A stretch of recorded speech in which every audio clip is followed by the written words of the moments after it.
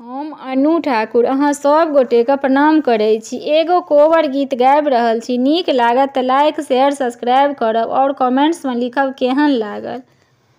कोबर लिखलन कौशल्या रानी और सुमित्रा रानी हे। कोबर लिखलन कौशल्या रानी और सुमित्रा रानी हे।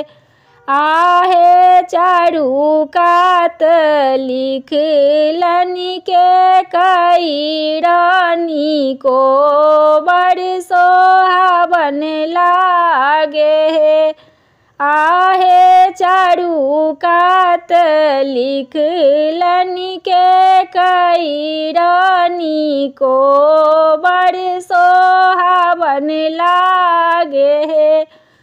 कोबर लिखलन कौशल्या रानी और सुमित्रा रानी हे।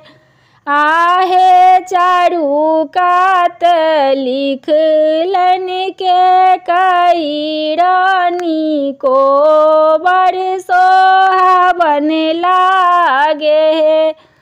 आहे चारू कात लिखलन के कई रानी कोबर सोहावन लागे हे।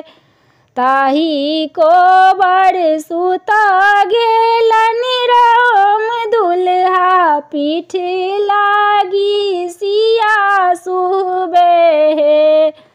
ताही कोबर सुता गेलन राम दुल्हा पीठी लागल सिया सुबे हे। आहे मुँह माँ उघारी प्रभु निरखल कने कने अभरल हे। आहे मुँह माँ उघारी प्रभु निरखल कने कने अभरल हे। सिरो के टीका बाबा देलनी नथिया अमा देलन हे। सिरो के टीका बाबा देलनी नथिया अमा देलन हे। आहे अहाँ प्रभु देलहु सिंदूर की इहो तीनों आभरण हे। आहे अहाँ प्रभु देलहु सिंदूर की इहो तीनों आभरण हे।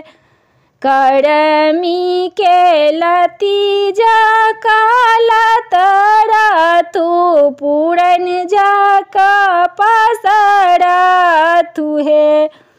करमी के लती जा काला तरा तू पूरन जा का पसरा तू है। आहे जुगे जुगे बढ़न आही बात सब दिन सोहागिन रहू है। आहे जुगे जुगे बढ़न आही बात सब दिन सोहागिन रहू है।